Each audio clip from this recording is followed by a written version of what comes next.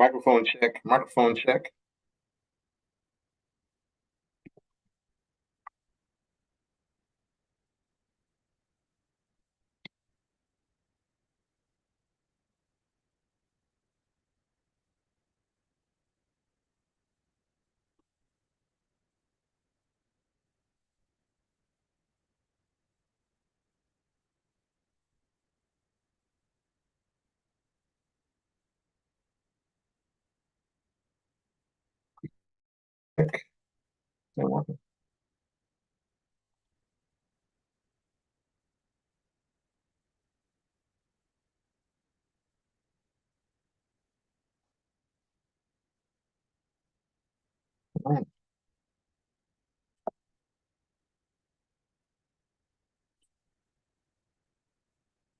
Hello, hello. Can anybody hear me?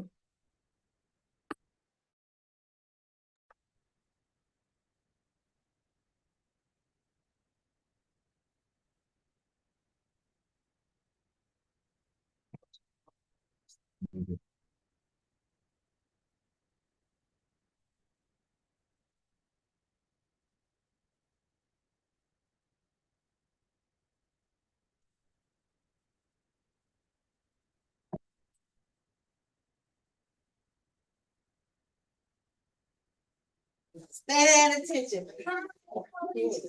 Looking at wonderful things, right? What you got good for it? Anything?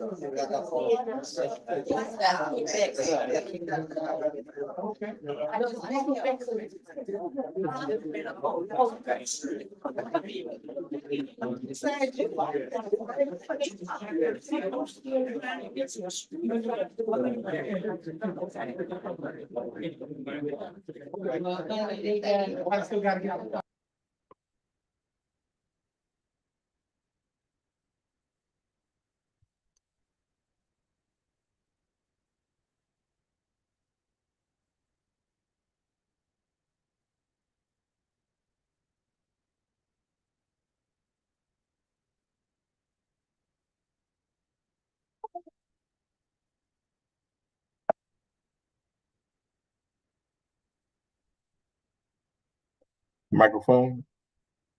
Microphone.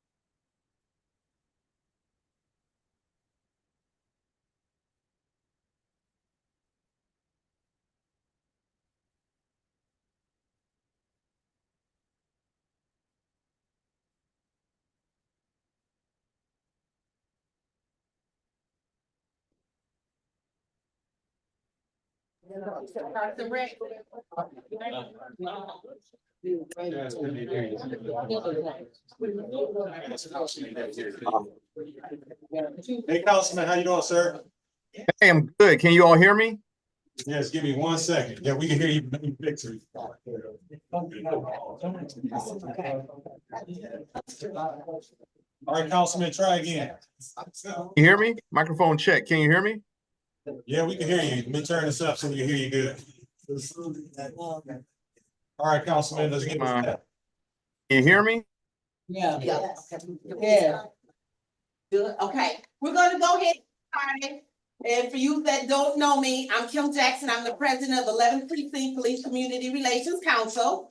We're gonna go ahead and we're gonna have Chaplain Hill to pray us in this evening. So if everyone can bow their head. Amen. Lord, we thank you for your goodness, for your mercy, and for your grace. We thank you for this marvelous day. Truly, this is the day which we have made, and we shall rejoice. We ask for your blessings over this meeting on tonight. Help it to be done peacefully and in order. Help us to accomplish all of our goals.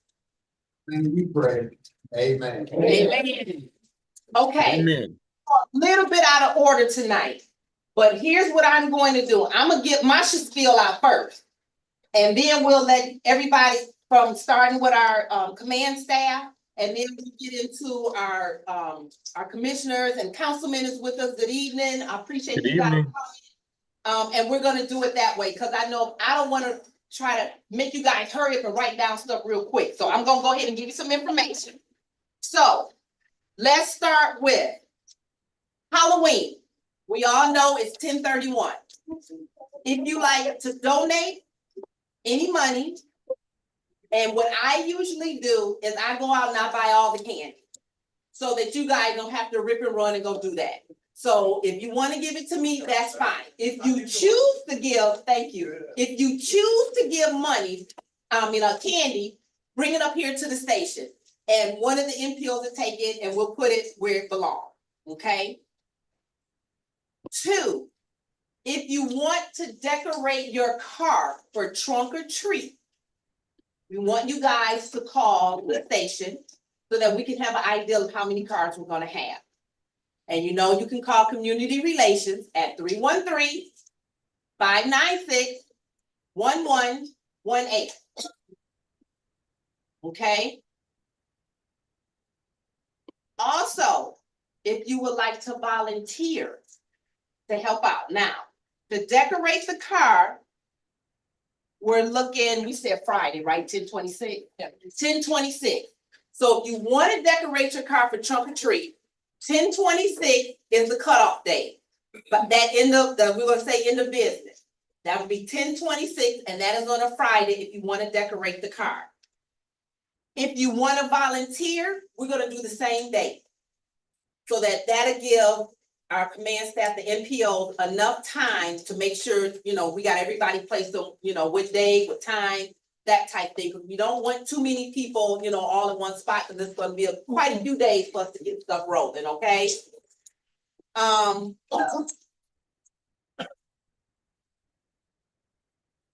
We have our last. This is for the end of the year, we have a last walk with the chief. This is the last Walk a Mile Wednesday, but it's going to be down at headquarters, okay? That is going to be tomorrow. I thought it's tomorrow, October the 9th. They're gonna start assembling at 5:30, and we're doing a 6 p.m. walk. We stepping off at 6 o'clock. Understand, it's supposed to be 2 miles. But we ain't gonna do the Walk a Mile Wednesday. We're gonna walk 2 miles Wednesday. Okay? Just to give you heads up, but it's going to be downtown from the last walk 2 miles. Assemblies at 5:30, we stepping off at 6. Okay? Next, we have a Fall Fest. This Fall Fest is going to be at Farwell. It's going to be on November the 2nd. It is going to be from 1 to 5 p.m. And they have a huge, hay ride, zip lining, carnival rides, petting zoo, face painting, pumpkin carving. They're gonna have an array of stuff. So that'll be something really, really nice to attend. It will be November the 2nd from 1 to 5. Okay, and that will be at Farwell. The next one, we have a Scare Fest, and this is gonna be at Palmer Park. If anybody know, that's right next to number 12. Okay. And they have a big shindig going on. Theirs is October 26th. And that is from 6 until 10. Okay. And they got rides, haunted dinosaurs and dragons and face paintings and inflatables and food trucks and vendors and live entertainment, yada, yada, yada. And they are going to have people on site for voting. Okay.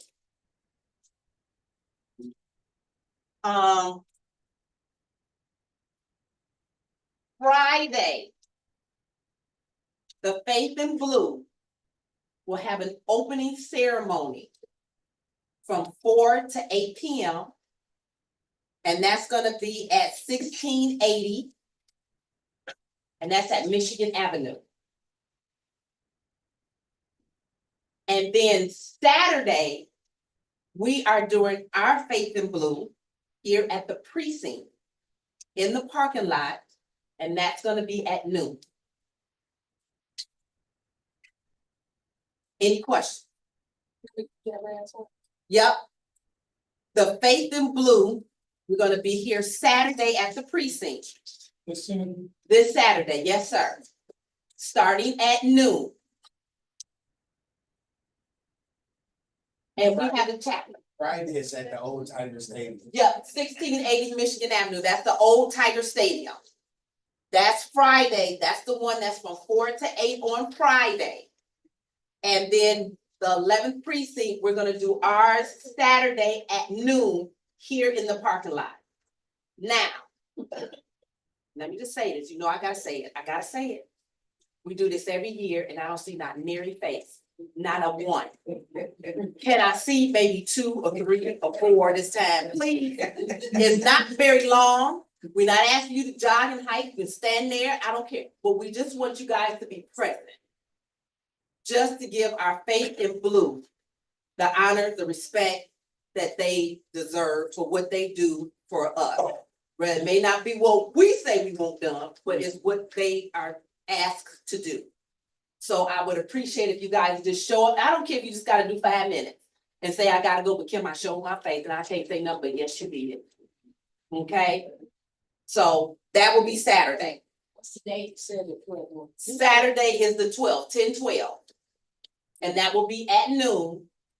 And then the opening ceremony is Friday. And that's 10/11. And that'll be from 4 to 8 at the Old Tiger Stadium. Any questions?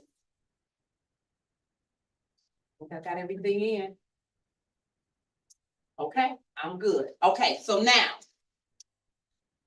we're gonna start with you, Captain. And you can introduce and Commander, however you guys want to do it. I'm staying in my lane. You wanna wait? Because see, I know y'all might get it any given moment, got fly out. I'll go. Okay. Good evening, everybody. I'm Commander, No, we're just gonna fix the camera so they can see you and know who you are. I'm Commander Michael Chambers. This is my 3rd week here at number 11. Very excited to be here. So just to let you know a little bit about myself, I have about 28.5 years with the Detroit Police Department. So over the years, I've been at 7 different precincts. I've been in command of, this is my 4th now. I've been in command of the 4th precinct. I've been over the 2nd precinct, the 3rd precinct, and now this is the 4th. But I started on the east side, right out of the academy in 1996. I started at the 9th precinct over at Gratiot and Dunston, and I was there for 8 years before I was promoted to sergeant. So besides the precincts, I've been at the professional standards, is our force, internal affairs and disciplinary unit. And most recently, I was also at a unit called grants and contracts. And most recently, I came from a professional development division, which oversees our risk unit, our planning unit, our DEI, which is diversity, equity, inclusion, and also our training unit as well. So that's just a little bit of my background. So once again, I'm excited to be here. I'm excited to get to know you all, attend as many events as I can, and come to a lot of different community block meetings and get out there. So first I'll jump in and talk a little bit about crime and just some of the successes we've been seeing this year at number 11. So we're actually down in homicides over 11% this year as compared to last year, year to date. We're also seeing a reduction of 3% in our aggravated assaults. That's going to be when someone's assaulting, there's a weapon used like a gun or a knife or a bat or something like that. So we're down in aggravated assaults.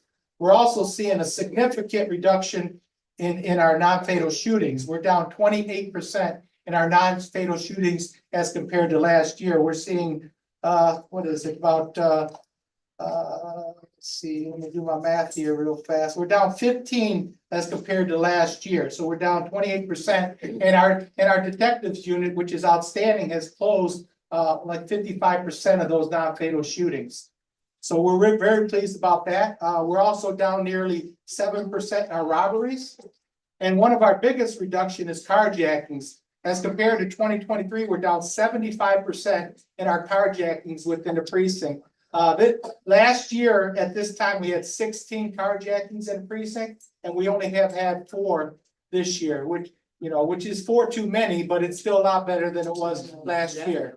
So we're also down. We're pleased that we're down 7% as well in our larcenies as well. So that's going to be just thefts and things like that. So we're down. Looks like we're down close 63 larcenies as compared to last year.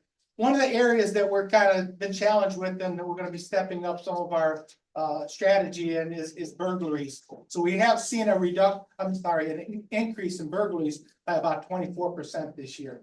So when we looked at it, we're seeing some burglaries up to our northwest end. So we have 12 different scout car areas, and we kind of measure crime in each one of those areas.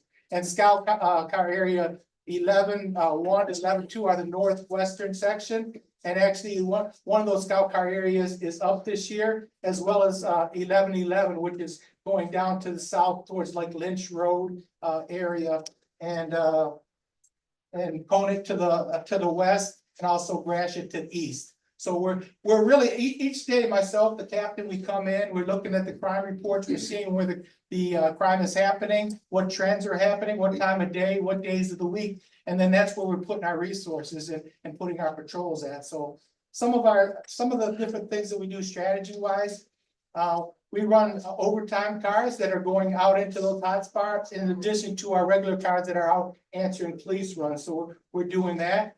We're having regular meetings with our detective section and our special operations officers and the shifts, all communicating, making sure we're all aware of what's happening. We're also, our special ops is doing weekly operations. So each week they're going out on different warrant suites. We have individuals that are named where we have not custody warrants. So they'll go out looking for these individuals. They'll also do offer to engage operation, which is like combating prostitution and things like that. So they'll go out and do that. They'll also do compliance checks where they'll go into businesses and make sure that businesses that are operating are properly licensed so that we don't have incidents. Because a lot of times there might be a hall that's not properly approved to have a party or something like that, and they're not licensed. And then what happens is, they'll have a big gathering and don't alert the police, and then something will go off and we're not prepared for it. So we make sure that when we find out about that, we take appropriate action and hold those organizers accountable, and we go and get that closed down. So that's some stuff that we do. We also go after illegal grow ops. If there's someone that's out there illegally growing marijuana and things like that, we'll go and close that down. So those are a lot of the different things that we're doing. We also have instituted a known offender card. So each day, myself, the captain, and others are reading these police reports. So if we see a report made and they specifically name a person that did something, we're giving that to our car, our special operations car, and they have a couple of days to go out there and look for that individual and report back to me and the captain to let us know what they did to try and get that person into custody. We also have a ceasefire car. So I don't know if a lot of you have heard about ceasefire, but they see us plainclothes officers that will respond out to all our shootings along with our detectives. And not only do they respond out there to try and get someone to custody, but they're also trying to do some messaging and talk to different people on the scene about putting the guns down, staying away from gangs. So they have outreach workers and others that are all part of that and just try and make a difference in the community. So that's just some of the different things. We touched on a lot of the events. I was prepared to talk about all of the Faith in Blue and all that, but we covered that pretty well. But just to talk about some of the other stuff that the MPOs are doing, we have some of the best. We have 5 neighborhood police officers here at the 11th Precinct, and they're 5 of the best in the city. So just to talk about some of the different things that they're doing, they actually go into schools. They talk about anti-bullying, conflict resolution. They go in and do stranger danger presentations. They also do gun safety tips and gun lock giveaways. They organize our police explorers. For those of you who don't know what the police explorers place is, like the kids that come in We teach them about the police department. We encourage them, once they get of age, to join the police department, but you know, it's structured. They do drills and all kinds of stuff. So we actually lead it across the city for that Explorers program, and they do a great job. MPO Williams is actually in charge of the Sisterhood program, so she mentors young ladies within a precinct outside and tries to give them positive direction and offers advice to them. So she's part of that program. We also have a crime prevention. It's called Crime Prevention through Environmental Design. So it's normally businesses, but we'll go through and give we call it like target hardening. So our MPOs will go to the location and give suggestions to businesses as well as residences and churches about how to be a tougher target, say for break-in or theft and things like that. And then based on what the police officers tell them, they'll make modifications, so it's not as easy to be a victim. So we do things like that. They also go into the school and give active shooter training and presentations and talk about school safety and what to do during lockdowns. So they're doing that. You can see that they're very busy. They also do human trafficking training. They do that at the different colleges and churches. And like I said earlier, the captain's out there working very hard with them as well, doing those business license and compliance checks. So that's kind of what we have going. The precinct's doing very good. I'm happy to be a part of the team. It's been a very successful team this year, and we want to continue it on and really continue to push the crime down and address some different things that pop up. But you know, we believe in one team here, one family, and we're trying to address whatever issues come up. So if you have an issue, make sure that you reach out to your neighborhood police officer or you call up here. So, you know, we don't wait until just the monthly community meeting to come up and say, hey, I got this going on. You know, if you got an issue, call right away, call your neighborhood police officer and let us try and address it. So when we come here, we'll say, hey, we handle that throughout the month, so we're good. You know what I mean? So don't let it stack up and, you know, come in with 5 or 6 things. Just call right away and let us know what's going on so we can handle it. That's it. Good. Got any questions? He covered everything. Yeah. Thank you. We have a all. question online. Oh, wait, we have a question online. Is it Pat Holmes? Yes, it is. Hi, how's everyone doing? I just have a quick question. Could you please provide your name again? Yes. Sir? Yes, it's Michael Chambers. And you are the new Commander. commander. Okay. Yes, I'm the new commander. This is my 3rd week. Start of the 3rd week. Okay. Thank you. You're welcome. Yeah, I'm gonna probably have to leave out in about 20 minutes. The mayor's having a District 5 meeting over at Zion Hope Missionary Baptist Church on Van Dyke. So I'm gonna be going over that shortly, but I'm gonna take a couple more questions if they come up. But if I have to step out, I apologize. I just have to run to this other meeting. But you know, I look forward to getting to know each and every one of you and seeing you at future meetings. So thank you. Thank you.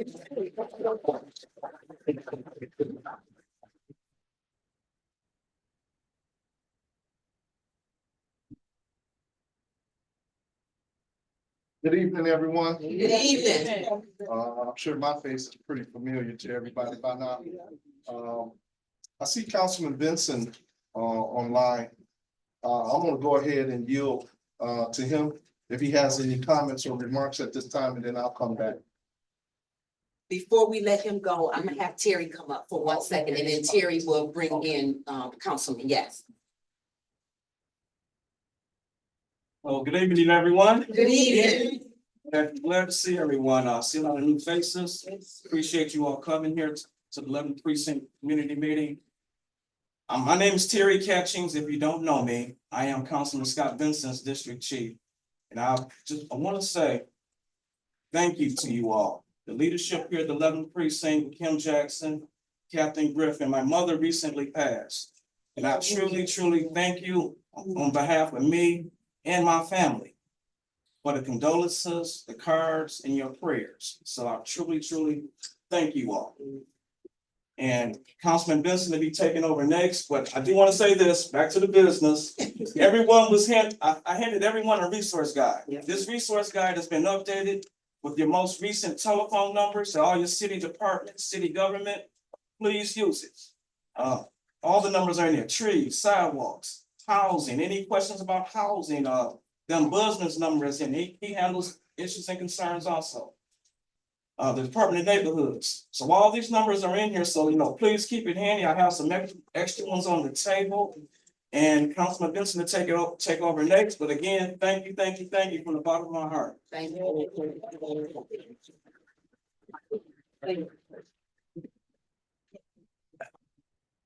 Madam Chair, am I ready to go?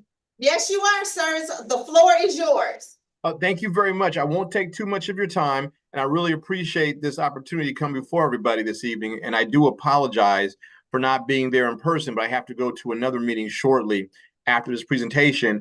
And Commander Chambers, it's great to meet you. I can't wait to meet you in person. You have a great team and a great staff there. I was last able to see the NPOs from the 11th Precinct at the annual bike race over at Doreus Playfield and Doreus Velodrome. They did a great job, came out, and the racers were so excited to see the police department there supporting and helping to ensure it was a great safety event. So you got a great team over there. Just really want to say kudos.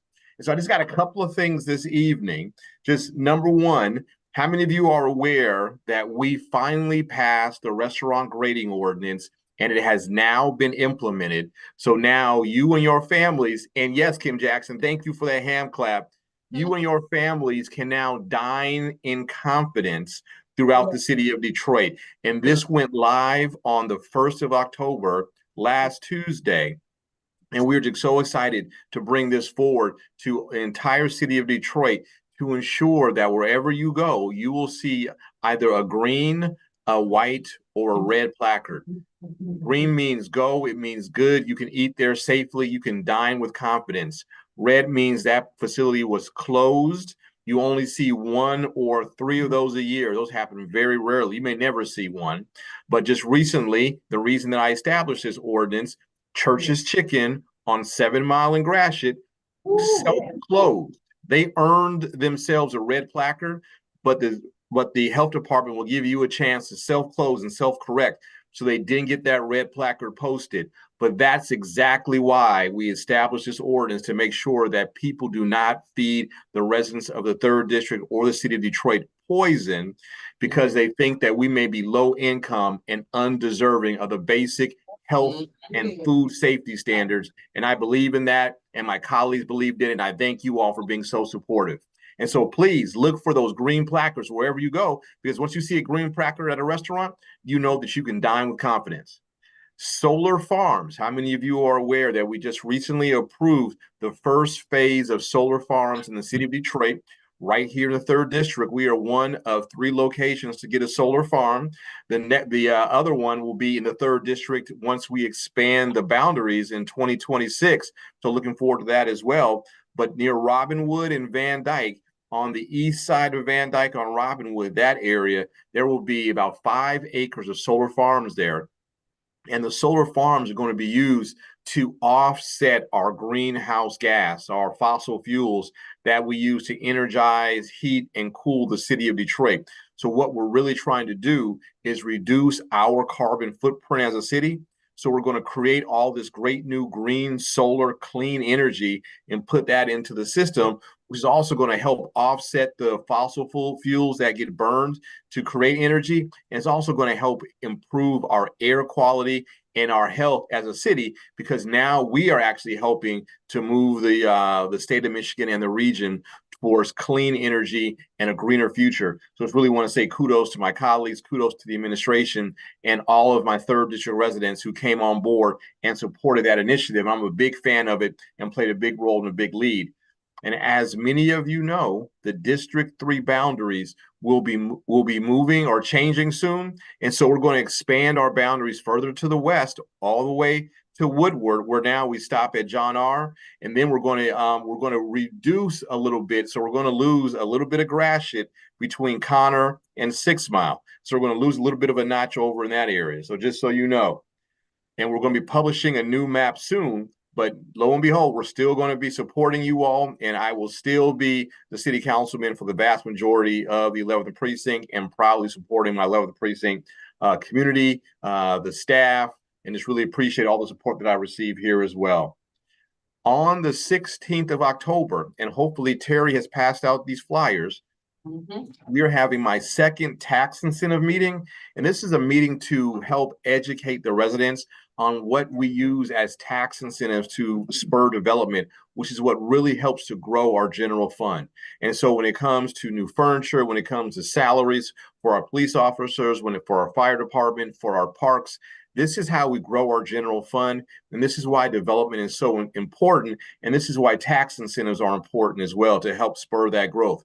Hopefully one day we won't have to use them, but for now we still do. But I really want people to have the facts. So please come out on 16 October from 5:30 to 6:45 at Farwell Recreation Center, and the Detroit Economic Growth Corporation will putting on a great presentation to educate people on how we use the tax incentives and how they help development and help grow our city and help ensure that we have the quality of life that all of our Detroiters deserve.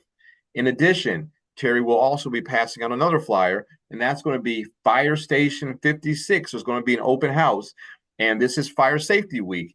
And on the 12th of October at 3 p.m., it will be Family Fun Day at Station 56, which is at 18601 Ryan, which is Ryan just south of 7 Mile. So please stop by. I was out there last year. It was a great time. They have all the treats and the fun for the kids.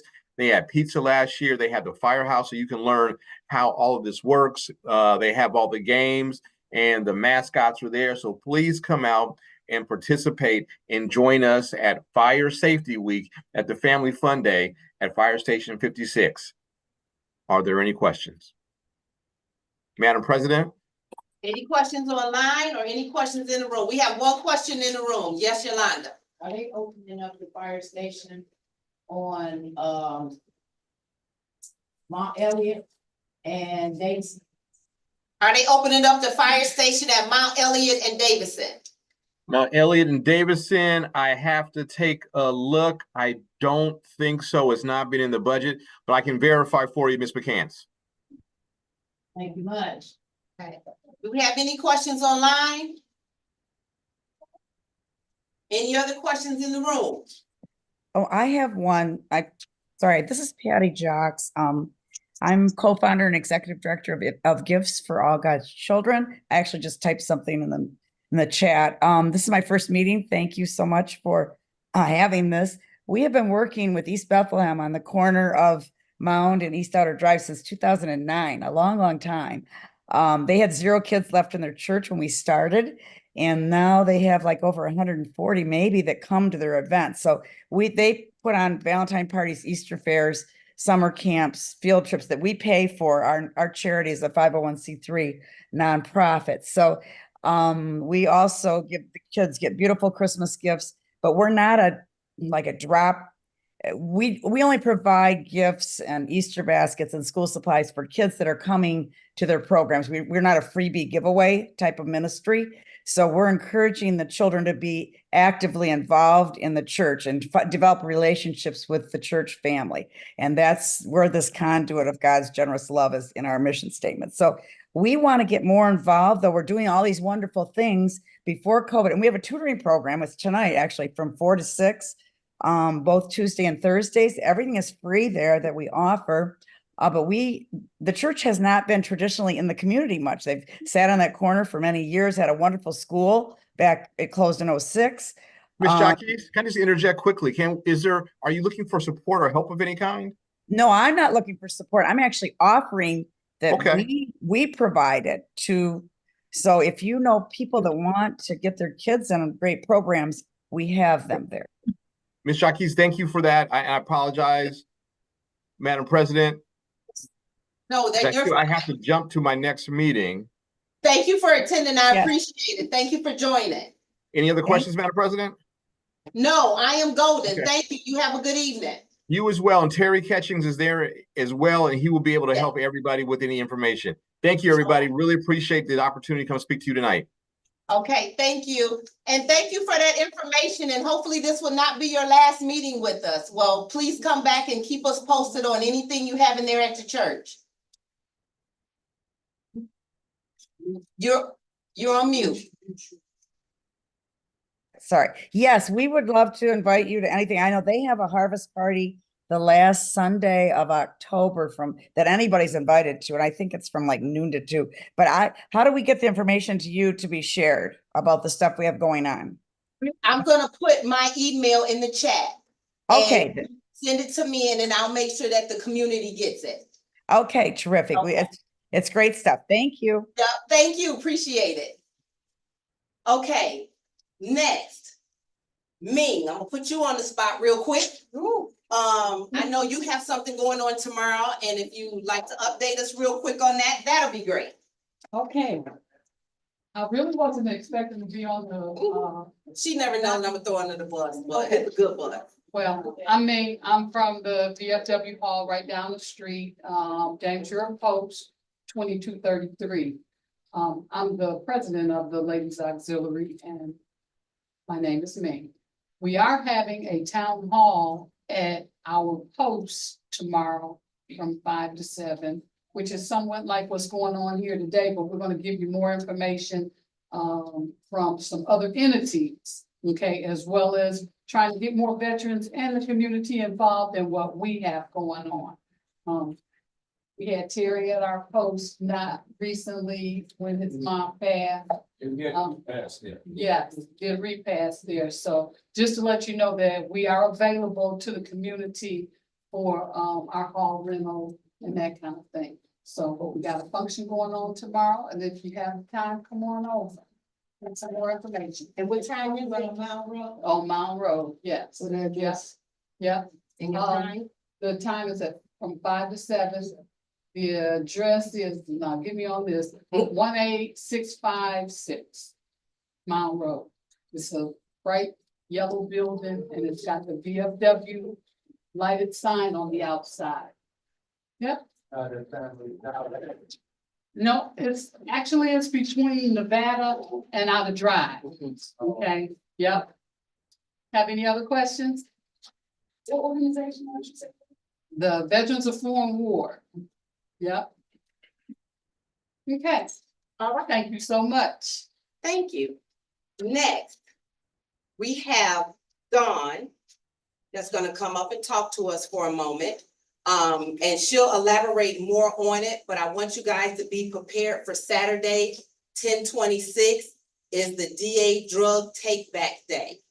And that's gonna be here at the 11th Precinct. So you bring all your unwanted drugs, get your neighbors, your mamas, your sisters and brothers, bring all that up here. That's the day to do it. And it's from 10 a.m. to 2. And I know Dawn will probably speak a little bit more about Why that. do you want them to bring them here? Why do you want them to bring them here? You already know why you're here. Oh, wait a minute. Let me see, because I had that in like big yellow, black, red, green to come here to number 11. Right. You want the golden throne, We keep not throne. Okay. We keep it You that guys know way. about the throne, right? Okay, yeah. That's why I stressed number 11. Yeah. Number 11. Yeah, so that's very important. Is that pet? I think that's very important that you do bring any unused, expired, just pills that you don't want, because number one is for safety. Because pills that are easily accessible can lead to harm. If your name's not on the bottle, then you don't swallow, but oftentimes it happens. And with that being said, that's a great segue into what I have to share with you this evening. My name is Dawn Calloway, and I'm the Director of Community Outreach and Engagement for the Youth Connection, where we represent or chair the Love Detroit Prevention Coalition. So the work that we do is focused around school-based substance use prevention, as well as community collaboration, because substances and overdoses impact more than just schools, right? They impact the whole community. If someone can access pills, if they're just left around, or any substances, then it can lead to harm. So our whole purpose is harm reduction. This month is focused exclusively, well, I shouldn't say exclusively, but on substance use prevention, drug awareness, and the week of October 23rd through the 31st is Red Ribbon Week. Some of you might be familiar with it. You might even have some of the red yard signs from last year. But Red Ribbon Week, and I'll just give you a brief overview, was started because a DEA agent doing his job, minding his business, taking care of his community, handling business was brutally murdered after being abducted doing his work. He was abducted and murdered for working towards stopping the flow of drugs into the country. Doing what he was supposed to do to help others. There's a lot of money in drugs. We know that, but there's really harm. So again, our work is focused on harm reduction, on prevention. So during that week, the week of Red Ribbon Week, we ask that everyone in the community show their respect and their wherewithal when it comes to stopping drug accessibility in our communities by posting the red yard sign. My assistant, I don't know where my assistant went. My assistant is so fired. He is so gone. But I can do the red yard signs if anyone is interested. Okay, yeah, you said you would help me. Thank you. But you see he's gone, right? We have the red yard signs. We also have, oh, he's a terrible assistant. He's fired. The red ribbon that you can put on your door. We are trying to raise money because we focus on youth prevention. So we get the youth involved.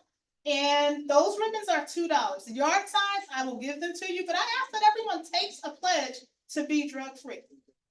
We are also having a competition this year in schools. Life is a film drug-free. Youth at our targeted zip code schools, which are Persian, Denby, and Osborne, will be competing in a film competition. The winners of this film competition, which is a 30 to 60-second public service announcement or a video on how they choose to live drug-free, will actually be featured at the Imagine Theater in Royal Oak. Their film will be shown on the big screen. So this is an incentive not only for our youth to live drug-free lives, but to use their creativity. They get to develop their language and reading skills, their writing skills, and who knows, this could lead to a future in the film industry. So it's always an opportunity for youth and adults to learn. There's always something that we can learn. All right, I won't take too much more of your time, but I do have the ribbons and the yard signs. So if you're interested in the yard sign, you're gonna help me, right? We'll get the yard signs passed out and I'll be sitting over there, and thank you so much for your time. Good to see all of you. Thank you. Do we have any questions? Oh, I'll ask a question from over there. You have one. What time did you say, the precinct to encounter the unused drug? That's gonna be from, that Saturday, 10/26, from 10 in the morning to 2 in the afternoon. And oh yeah, you can go through now, right? Right. And that's why I stressed you a little bit. Taking back more pills. I don't have my data with me, but they're taking back more pills. But we did the DEA take back during the week before the NFL draft, wasn't it? It was before the NFL draft. We had to go through many channels to get to the government, to get to Washington, D.C., to ask if the city of Detroit could have the DEA take back Detroit only the week before the NFL draft. If they were so bold to have a draft during that time. But yeah, you guys represent. Get those pills out of your house, get them to a place where they can be disposed of. And people in your home, people go through medicine habits that you know when they come to the house. Okay, so get rid of them. All right, thank you. Thank you. Okay, next we have Phil Talbert. I believe I'm pronouncing the last name correctly, and he's with Parks and Rec. Good evening. Good evening, everyone. How are you? Good. How are you tonight? Doing great. I'm not sure if I can possibly share my screen. We're just here to talk about Fall Fest, give a few more details relative to Fall Fest, the timing of Fall Fest. I don't know if you can actually see my screen. I wanted to share a draft site. Go ahead and share. You can share. Go ahead. Perfect. Yep, go ahead and share.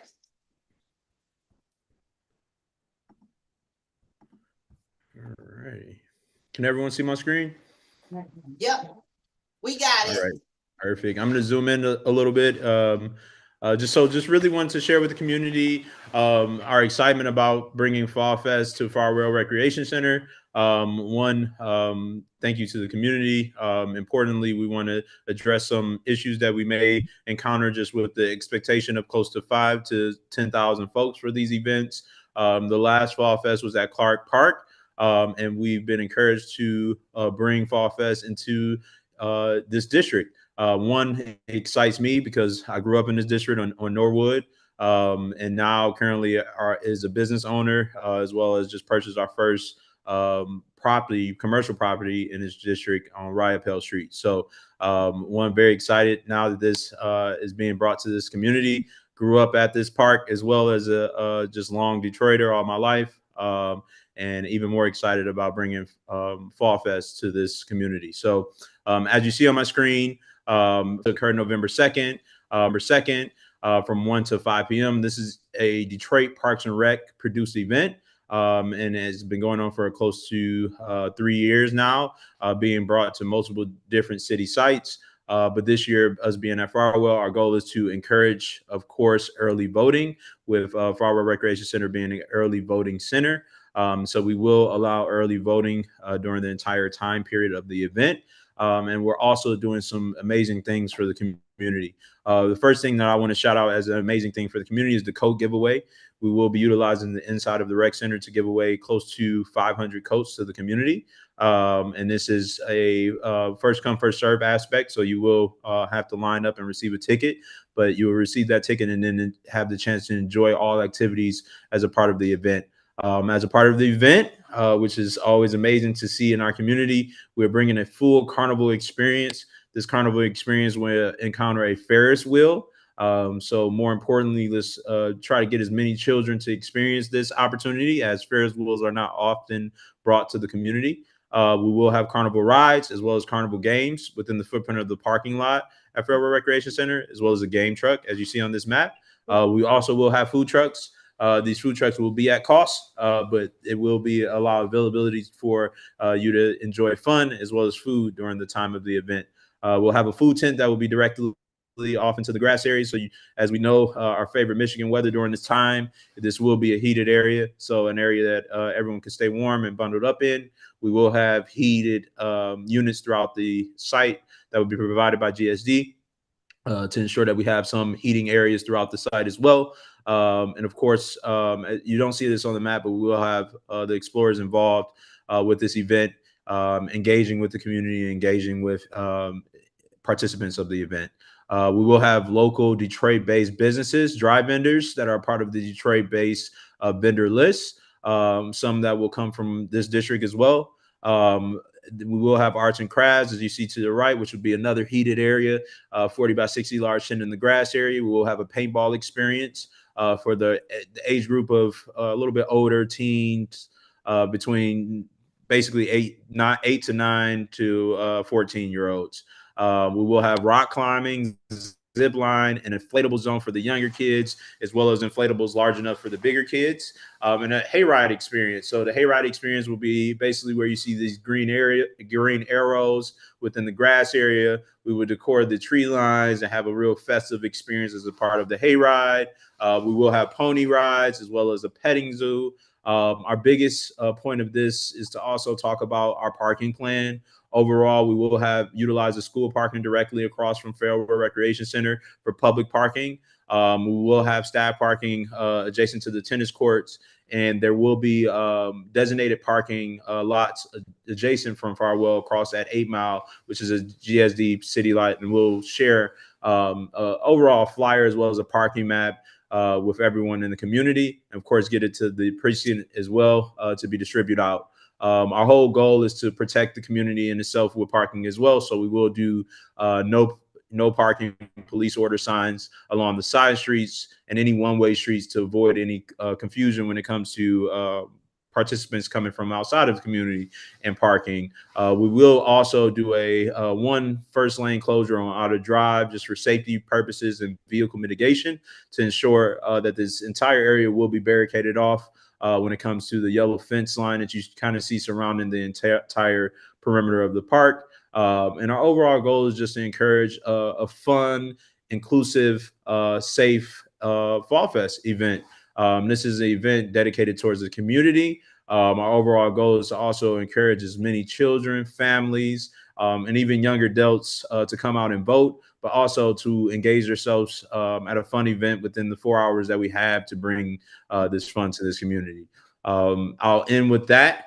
Our goal, as kind of previously described, you will see us on a street team basis that will hand out flyers as well as information behind the parking plans, as well as the event in itself throughout this entire community leading up until this event. I'll leave the floor open for any questions, concerns, or worries. Yeah, we have 2 questions online. We'll start with, gonna do Patricia first? Yes. Okay, we have 1 question coming up. No, I don't have a question for him. I have one for you, but I can wait till it's over so I can ask you the question. Madam Okay. President, thank you. Okay. That was my hand. Okay. Okay.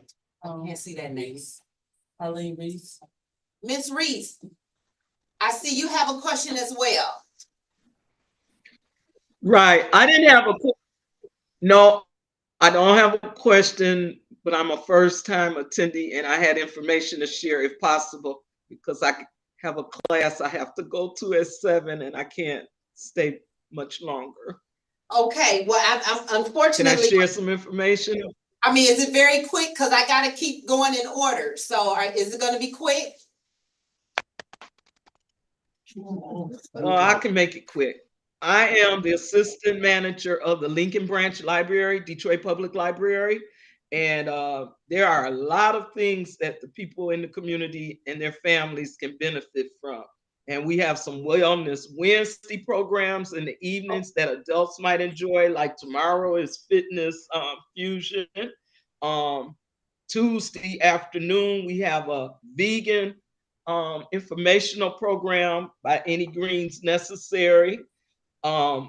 We have Project Art for 2 different age groups, and one day it's on Mondays and the other one is on Saturdays. We have something we're very proud of, Stories by Hand, and we've had it twice and no one has attended.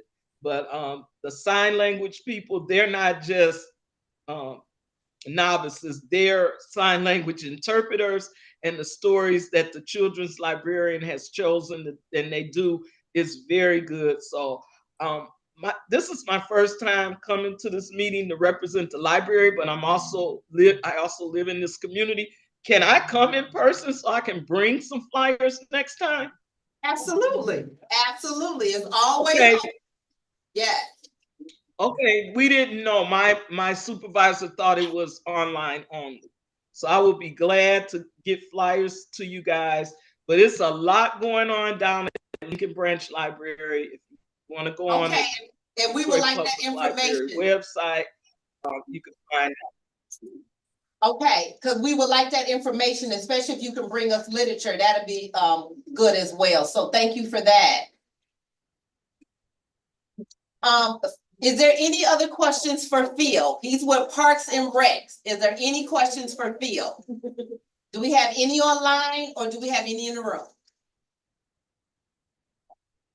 Phil, you are off the hook. Perfect. Well, thank you, everyone. I do want to throw one more thing out there. The Pistons will be involved with this, and we will be giving away basketballs with the new activation at Farwell Recreation and the new court that was brought there. So, invite the community, invite family and friends, and just want to thank you all for all the great work that you do in this community. So thank you again. Thank you. Had a question. Did Phil want to share about the Scare Fest as well? Yeah, we did. We talked about the Scare Fest over at Palmer Park. I had a flyer. Phil is in charge of that also. Okay, yeah, we have a flyer on this one as well. So I don't know if you want to speak on that one at Palmer Park. That's the one that's October 26th. Yeah, I'll make it short and simple. I can share a map if that's something that we can do real quick. Let me just switch my screens over real quick.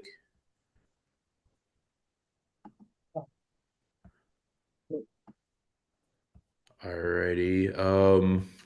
So just Scarefest is at Palmer Park this year. It has been held there for the last 3 years. Reason why we choose Palmer Park is one, we got the opportunity to activate a cool haunted trail. There are not too many parks that have the ability of a trail within the footprint. So The event is October 26th, so this is before Fall Fest. Free event, open to the public. It's the start of your Halloween activities within the city of Detroit. We'll say that this event has anticipated almost close to 15,000 people each year. This year we'll expect more. We're closing down Merrill Plaisant, so that way we can fit a good amount of people within the footprint. Our overall goal this year for Scarefest is just to begin and continue the experience that we've had at Palmer Park. The overall footprint has been the front of Merrill Plaisant, which is the community house, and then also the backside of Palmer Park, which is the log cabin. Basically, we have a pathway throughout the entire forest area that directs you from the front of the community house back towards the log cabin. Can you see my screen, or am I just like no one can see my screen? You got any information on the back there on that whiteboard though? Gotcha. I'm just Can saying. There we go. All right, perfect.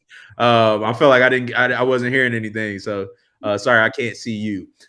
So as you see here, this is just a basic setup. This activation is just as big as Fall Fest. So we will have roller coasters within the parking lot area, as you see labeled as well. You'll have a dinosaur exhibit. So that dinosaur exhibit is actually experience of live dinosaurs, but are hunted themed. We will have a Fear Factor area. So I don't know if anybody remembers the old days of the TV show Fear Factor. This area is really just like a cool activation area where you kind of get the thrill of what Fear Factor was, but more scary oriented, where you'll get the opportunity to kind of either touch some amazing scary animals or even taste some critters. So you'll also have the zombie trail experience. The zombie trail experience is one of our top experiences for this event, where y'all get a chance to ride on a hayride through a zombie trail experience and have actors as well as possible real zombies come out and scare the children, but also scare the adults. We will have a dry vendor experience as well as food trucks within the footprint. We will have, of course, was mostly known during Halloween, candy drop areas throughout the entire site. We will have live entertainment as well as DJs, and of course a hospitality area for any questions, concerns. Our biggest, with the support of DPD and GSD Security, we will dedicate a kids lost area and do the same for Fall Fest as well. I didn't mention that, but we will dedicate an area for lost kids, which in our a range of events we call them lost parents. And our overall goal is just to activate Palmer Park and make it the scariest of the scariest. Backside of the park, as you see those arrows that I showed for the zombie trail, which redirect you to the back entrance of Palmer Park. Directs you out into our photo decor area. This year is Beetlejuice themed. So our entire photo decor area will be Beetlejuice themed and scariest of the scariest. We'll have an additional candy drop area on that opposite side with the street closure of Merrill Plaisant. You'll have the ability to walk back over to the community house side, but still get a festival feel. Other than that, we'll have some characters scaring some folks at this scary cabin. And this event date is October 26th. We will have street road closures leading the day prior, which will be the 25th. And like I said, another event for the community. So please invite family, friends, community to this event. Our overall goal is to beat our numbers as always from the year prior, but also ensure a safe and an inclusive event. Any questions? Do we have any questions in the room, or do we have any questions online? Okay. What was the time of the Fall Fest? The time of the Fall Fest at Palmer Park is from 6 until 10 p.m. Yes.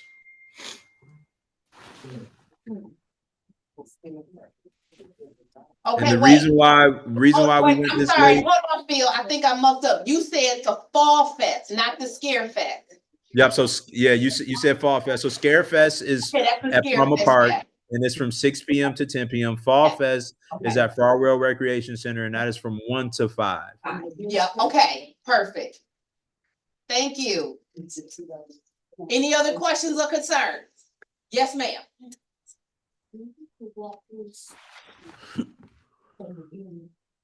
Do you do walkthrough in the parks in our area? That question is for you, Phil. Do we do walkthroughs? Yeah, so we've done actually a few walkthroughs leading up until the event. One is with the multiple departments. I know D-Rob, as famous D-Rob from that community, has been a great assistance to us in understanding the site, understanding the community. We've also, our entire team of GSD staff, as well as our GSD security team, will be consistently doing walkthroughs each week leading up to the event, just to ensure that the site is ready for the 10,000 or 15,000 people that we're expecting. Okay, so I think the question is more not to the event, but more of a personal part. Am I thinking that right? More of a personal, a park in your area. So would you come, say, to DeQuinder and go through that park? Is that something you or your department do? Yeah, so we actually we handle all parks and rec. So I'm actually a contractor for the city of Detroit, so we handle all of their special events. But I know the general service department, because we do throw multiple events at local parks as well, like jazz in the parks, opera in the parks, during the summer period. Same for leading up into winter, where we'll have Winterfest as well as Easter Fun Fest. So yeah, we do regularly do activations within the park, and we also, in general, the Detroit General Service Department in itself is in control of all parks as well as recreation centers. Okay, thank you. Sorry, Thank you. I grew up as a rec kid. My dad worked for the city of Detroit, so I speak proudly of both the rec centers as well as the parks. I grew up at Adam Bustle during the summers, and enjoyed it. And now my kids are growing up there. So I will say I commend the GSD department and the many added experiences inside of the rec centers. So, take advantage of Farwell and the additiveness of that rec center that now has a gym.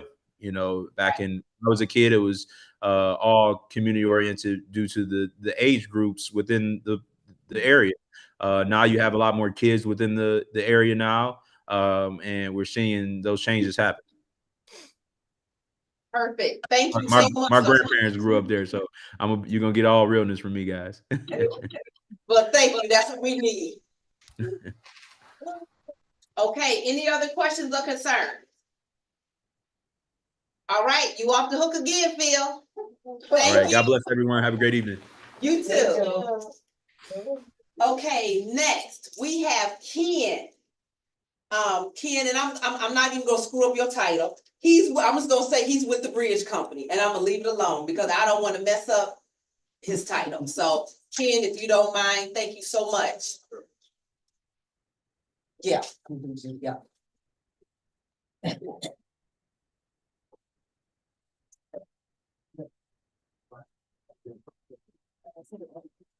To B-Rock? Well, yeah, if the B-Rock has it, then we just have to have him to share, so we should be good. Yeah, okay. Oh, absolutely. Good afternoon, everyone. Officers, see some friendly faces out here, Madam President. Yep, thanks for having me. Absolutely. Yes. No, I said that, I emailed to you. Yeah. Yeah. 4 o'clock? 4 o'clock today? Yes. All right. But. Well, it looks like we may have to do this a little different. But my name is Ken Dobson. I'm Vice President of the Detroit International Bridge Company.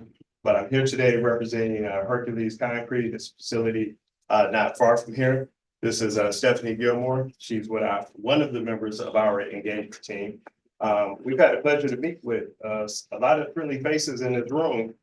We are missing one person, as you're probably familiar with. Lisa Beard is another member of our community team who's been really getting around The reason we're here is just to educate everyone on what we're doing over at the site.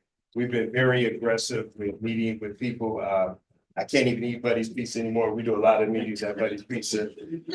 I get soup and drink water now. That's how many times we've been over there. But we do want to go through this. Well, I'm just going to go in the interest of time. Okay, and then I'm quite sure he'll get it going for us, so. Sure. To pop it in, yeah. Yeah, so basically, Hercules Concrete owns the facility Kronos, which is about a half a mile from here. Hercules Concrete started about 2020. It's a ready-mix concrete facility, which means, yeah, he's fast, huh? Oh, yeah, there you go. There it is. He's fast, good. So that's the facility that some of you may be familiar with. It's bordered by Moran, Joseph Campo, 6 Mile, and Jerome. And if we could go to the next slide. So as I mentioned, we were formed in 2020. We're one of the fastest growing companies in Metro Detroit. If you know someone looking for a job, we're always looking for drivers. The job started $33 an hour. They had benefits and their union job. So if you know someone who is a driver, please let Stephanie know, or you can let me know. We'll try to get you guys started in the system. We have facilities in Detroit. We have facilities in Ypsilanti. We have a facility in Pontiac, Centerline, and we're working on another facility in Southwest Detroit. Hercules Concrete is the parent company for Kronos, which is the facility not too far from here. That's a $10 million investment that we're putting in the area. We opened up this summer. Again, we've been very aggressive with speaking with people, and any kinks that we have to work out, we're not hiding. We're here again today to talk to people and listen to your concerns and try to provide as many answers as we can. Kronos is located in an area named M4, which is industrial. But I like to say when I'm meeting with people, just because the site is industrial doesn't mean it has to look industrial. And it doesn't mean that you have to deal with industrial outcomes. So, we're here to do as much as we can as far as buffering the site, making it look as good as possible, and making that site where it can work for everyone, for us and you guys. Street improvements. So I'm gonna just briefly talk about some of the street improvements that we're going to do, but as we go through the slides, I can actually point them out, or I can have Stephanie point them out. But we do have a streetscape improvement plan. We will be planting trees on the Jerome site. We have room for a 30-foot buffer. But when I'm talking about a buffer, I'm talking about you got the buffer, the green space that slopes up to a berm, and you're going to have trees on top of it. Currently, we have not only a brick wall around the facility, we put up screens, a black screen. So if we hear a complaint, or if it's something we think we need to do, we try to respond quickly. So we're being very active. We talk to the city on a regular basis. If they see it's something we need to work on, we're talking to them on a regular basis. We're talking to the state on a regular basis. Our facility complies with the Detroit noise ordinance and the fugitive dust plan. Officer Robinson, if you could go to the next slide. Okay, permits. These are just some of the permits that we have for the facility. The top one is the building permit. The bottom one is a certificate of occupancy and compliance. Officer, if you can go to the next slide. These are some more permits. Again, permits that we have, that the city would work with the city that allows us to operate there. Next slide. Yeah, okay, next slide. That is the certificate of occupancy and compliance and the building permit. And officer, if you could help us with one more slide. Next, okay, perfect. So this is an outline of the facility. This is the existing facility that you see today. This is Moran, this is 6 Mile. This is Jerome, and there's Joseph Campo. This is the area that we're operating on now. We did work with the city to actually hopefully include the entire site. The houses have been clear. We try to keep it clean. One of the reasons we purchased some of these houses in here and we took them down was for safety reasons. We wanted to get the houses taken down so that it's safer for the community, and it looks better. So the plan is, we don't have an actual site plan for what we're gonna do over there yet. But the plan is to operate on this facility, on this site, and currently come down, fence everything in with berms and beautification. So I spoke earlier about streetscapes. We can't do much on the 6 Mile side because there's not a lot of land, and we'll see on some of the pictures later, but we do have a plan to create a berm with trees on top. We're trying to do the same thing along Moran, along Jerome. This is the side where we could actually have 30 feet. So you're gonna have 30 feet worth of grass, and then you have the trees that will go up. Kingdom Covenant Church, is anybody familiar with the church over there? Okay, we've worked a lot with the church. They're pretty good partners with us. They did a job fair with us, and we also sponsored a community resource fair with us. Again, we're engaging and updating people on what we're doing. So we're doing our best to let you guys know everything that we're doing. And if you have any questions, we try to respond and answer. If we could go to the next slide. Excuse me. Yes. Isn't there 6 Mile included? Yes, ma'am. Yes, ma'am. Again, I spoke earlier about this is the city's map of the industrial area. So this is the site. And it's heavy industrial, but again, just because it's heavy industrial, it doesn't have to look that way. And you shouldn't have to deal with heavy industrial after effects. So that's why we're here to talk and to try to remedy and work with people and work with issues on these things. Next slide, please.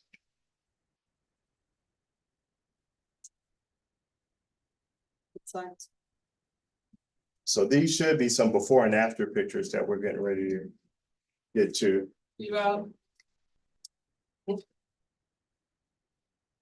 So we should be seeing some before and after pictures. Each street, there we go. So this one is Jerome. So you can see how it has more grass here. This is what it looks like now. And that's what it's gonna look like by next summer. Of course, the trees are gonna have to grow and mature and things like that. So you see the 30 feet worth of glass. You see it's burnt. The church is right here. The church is literally right there. So we're gonna try to make it make it look as good as possible for what we could do. If you go to the next slide, this is McNichols. So of course this is what it looks like now. Okay. So we're gonna make it look better. That's what it will look like next summer. And if we can go to the next slide, this is Moran. See, and even on this side, there's still some people that live in houses there.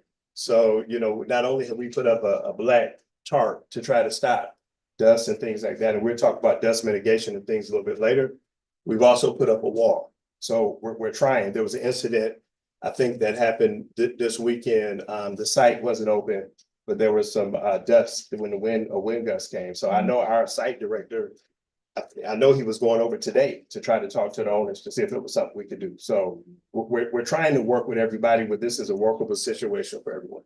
Next slide, please. Okay, so I was just talking about some of the dust control. So over at the site, we have a 12,000.5 ventilation system. And this ventilation system helps with dust suppression. If you've seen that site, you see it's gravel, right? The site is gravel. So what we've done is we purchased a brand new water truck and we spray the ground, I think 3 times a day during the summertime to wet the concrete so that when the trucks drive up, they kick less dust up. The other thing that we learned is we set a speed limit on the site so that the trucks, the faster they came in sight, the more dirt and stuff that would kick up. So now you can't go faster than 5 miles an hour. And we also put speed bumps in on the site. And we heavily discipline the drivers that go over the speed limit, heavily. So again, I spoke about ready mix. So the cement we use is wet and it's in drums. So that is all for the effort of reducing dust. Okay, so nobody's outside mixing things that's going in areas. Everything is in the silos, it's wet. So that helps for better dust control. Again, I spoke about the perimeter fence that we put up. We do a regular sweeping schedule. I spoke about the speed limit. Told you about the water truck that we purchased. I told you that we speak to the city and the state on a regular basis. Stephanie and I have met with a number of you already. If we haven't met with you, we will meet with you, just to let you know what we're doing. And next slide, please. I think we're almost finished here. Oh, so we spoke about the community engagement job fair. Stephanie, you want to talk about the job fair? Yeah, so we had this in May, May 20th, and so we had over 250 applicants that came out for the job fair, and I can't remember how many people actually received the jobs, but those are between truck drivers, along with administrative jobs as well, everything from $25 an hour up to that $33 an hour. So it was really great turnout that we ended up having, and this was just one of the job fairs we had. We also had one in Pontiac as well. So this was the one that we had at this site, but we also had one in Pontiac as well. Again, if you know someone who has a CDL license and they look for a job, please find one of us. And I don't know how many labor positions are still left there, but there were labor positions that were available during this job fair. And we gave preference for those that were in the There's a community. local preference. Yes, because we, definitely want to hire people that are in the community, knowing that, the closer you live in the area, the more likely you are going to be to work, you're more invested into the community and everything else. Before we go forward too, when we were talking about the dust, sometimes you hear people saying there's something called crushing operations that happen on some concrete sites.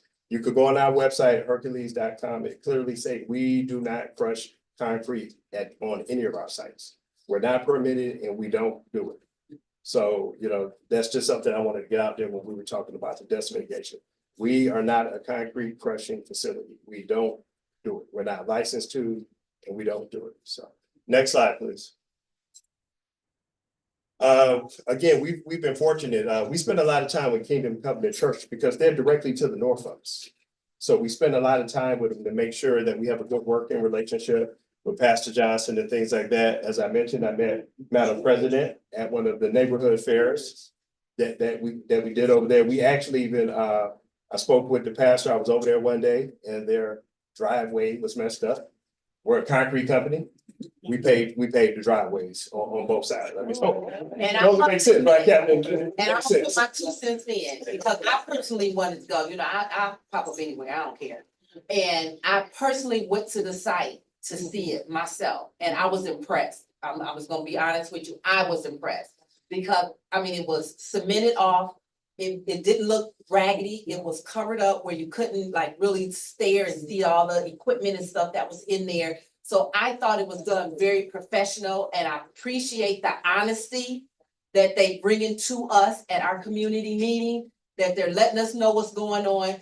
It's an open door, it's transparent, and we don't have to guess what's going on behind there. What are they doing? They smelling up this, they doing this, they kicking up we know what's going on. And I appreciate the honesty. So thank you for that.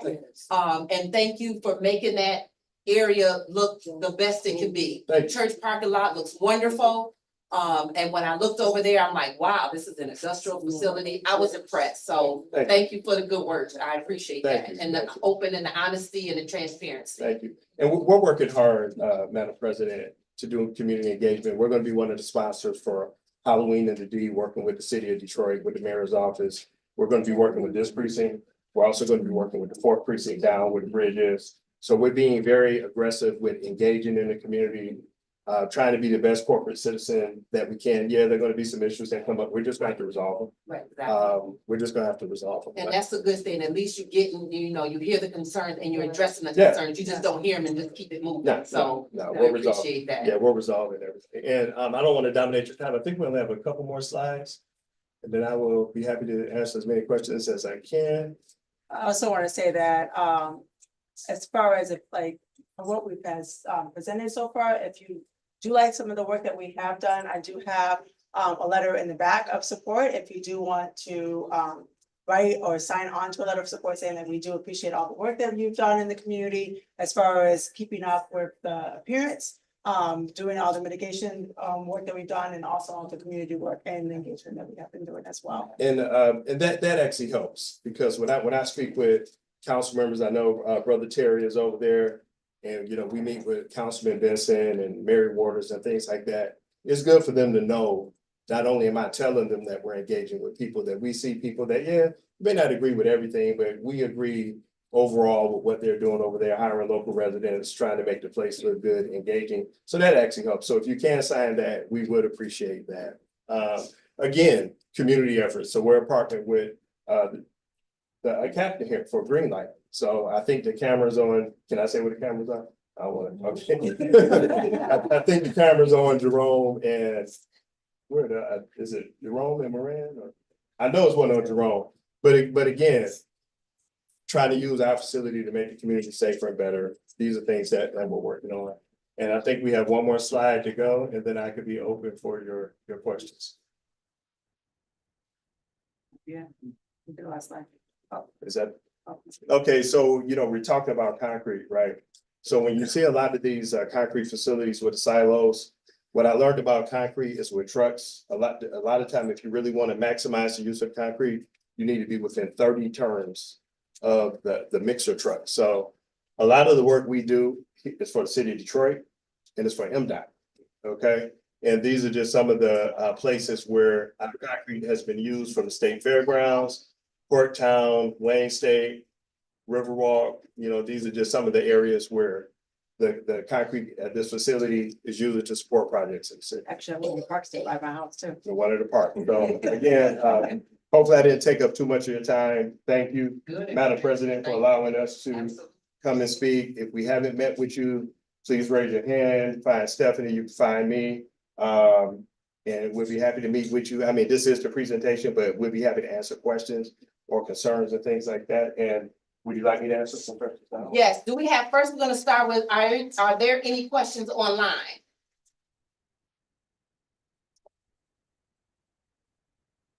Okay, no questions. Do we have any questions in the room?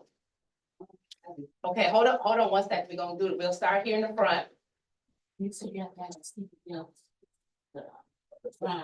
For the driver, yes, ma'am. CDL and I'm gonna just say this, because it's heavy equipment and things like that. If you know someone with a CDL license, they do have to be able to pass drug tests. Because it's heavy equipment and it's a liability issue. Okay, your name. Yes, Your ma'am. name. My name is Kenneth Dawson. Yes, ma'am. Also, you don't do residential areas. Yes, we do. And And I might be able, depending on where you stay, I might be able to get a residential discount. Y'all gonna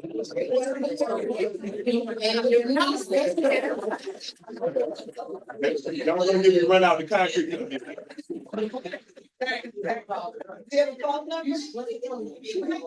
Yes, Stephanie. I give you business cards. I have business cards. Okay.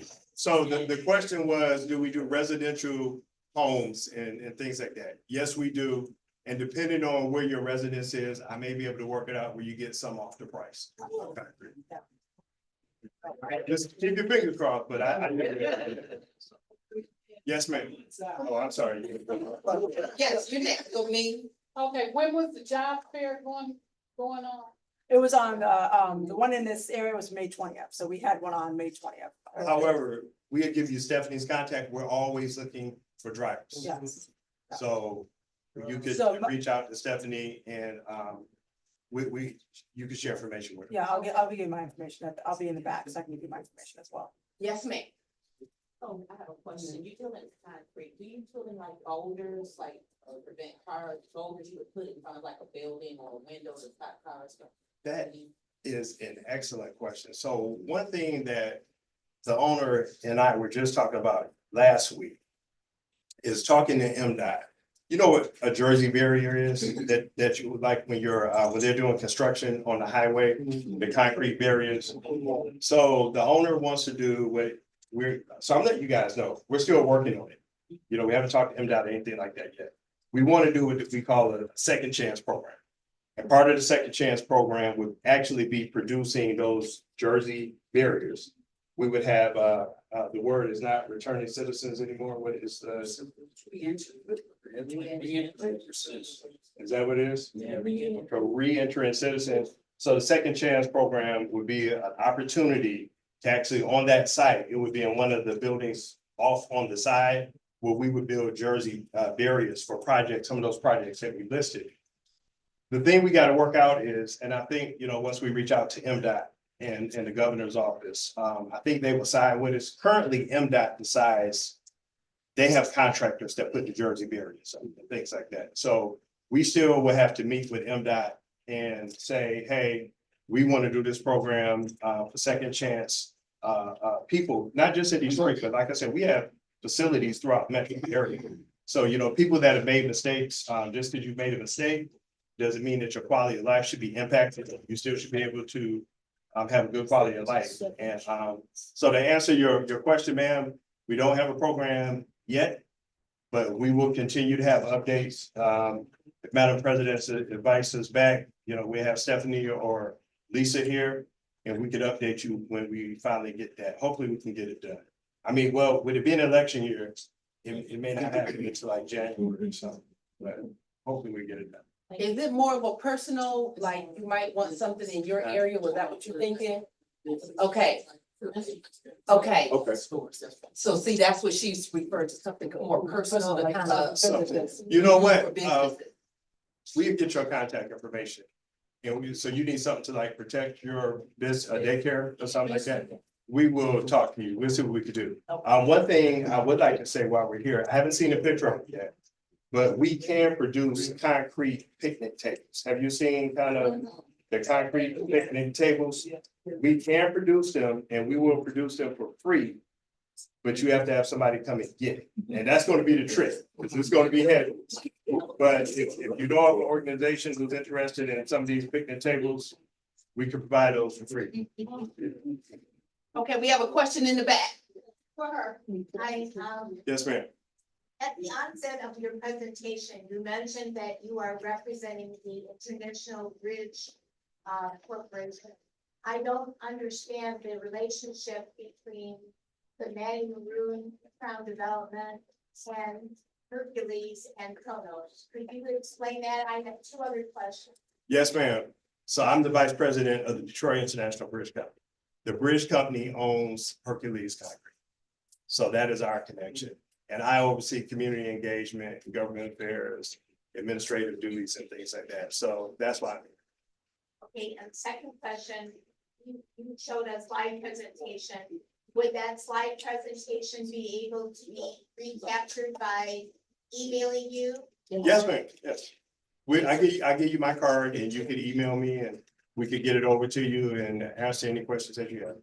And then thirdly, I know people that live on Moran and their life has turned to hell at 4 o'clock in the morning. So with dust fumes, the trucks, and we are interested in truck routes and millions of dollars have spent to promote the Joe Louis Greenway, which is right near you. So Mr. Dobson, where do you live? I was born in Detroit and I live in West Bloomfield now. But I was raised in Detroit and lived in Detroit after I graduated from undergrad. And those people that are. Would you like me to answer your questions? Ma'am, I'm getting behind on your question.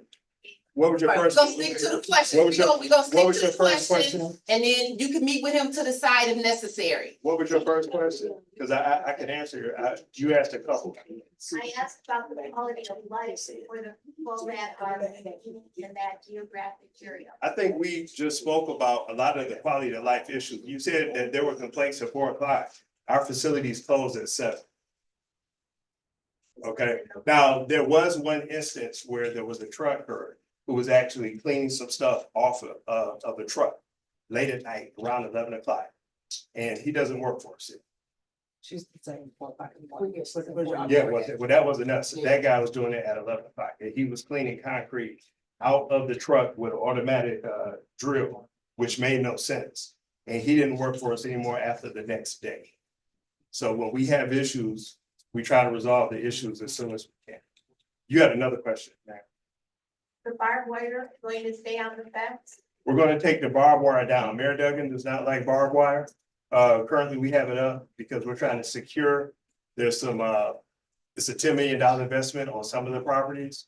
Until we could get security there full time, we have to keep it up just so that it could protect some of the dust mitigation measures that could be easily stolen at this time. Yes. Was it one more? Yes, we have a Question. young lady right there. Yep. Which hours? The hours of operation, they generally close at 7 unless there's a special project at MDOT's directive. The only reason we would stay open past 7 is because we're directed by the Michigan Department of Transportation. What time do you open? I think they open at, I think they go from 7 to 7 or 7 to 6. Yes, ma'am. Thank you for your presentation. So you mentioned that you purchased some homes, I believe along 6 Mile. Were those, or whatever road it was, were those homes occupied by people or were they owned by, were vacant properties owned by the city? I think the homes that we purchased were between the footprint of 6 Mile, Jerome, Moran, and Joseph Campo. And those were, if my memory is right, I think the majority of those homes were owned by someone. And our real estate team came in and I think they were paying up to 6 or 7 times the value of those properties. Yeah. Good opportunity then. So they were displaced. Yeah, and there was enough money over the top for them to purchase another home in the city of Detroit, or if they wanted to move or whatever, or somewhere else, there's enough money for them to do that. Yeah, actually, I've had questions of other people wanting to sell their house, and I'm like, you're not in the footprint. I wish I could help you, but you're not in the footprint. But, Madam President, I don't want to just dominate your time. Any more questions? Could we see a show of hands who need business cards? I'm just thinking you have enough, so you opened up that can of worms. We're talking to people. I think I do have enough business cards. Okay, Yes, okay. yes. Well, appreciate you. Thank you. Is there one more? Yes, ma'am. You good? Yeah, and You I'll be in the back as well. My business card's electronic, and then I also have that letter as well, if you are interested in that. I'm not gonna lie, I'm getting ready to get out of here. I have a whole bunch of late meetings on this week, so if you need to catch me, you know, but I will get the business cards. Thank you. Thank you, appreciate it. Next we have, and I'm not gonna butcher your name at all. I'm not even gonna go there, but I know you went to US Attorney's Office. Yeah.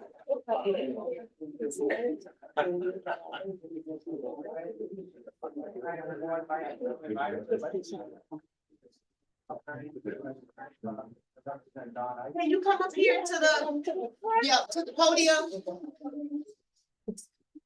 Thank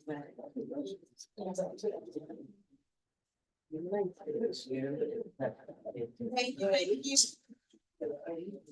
Hi, everyone. My name is Louis Meislish. I'm an assistant U.S. attorney with the United States Attorney's Office here in Detroit. I'm a resident of the city. I'm here representing Don Eisen, who's your United States attorney. May or may not know this, but our office handles all criminal federal prosecutions on the eastern half of the Lower Peninsula. Dawn is a proud product of the 11th Precinct. I'm here to represent her. I don't have a lot of information to report to you. This is my first meeting, but I look forward to meeting you all and working with all of you. And if you have any questions, I will do my best to answer. Any questions online or any questions in the room? I forgot to bring that. I can write it down on your pad. It's LOUIE.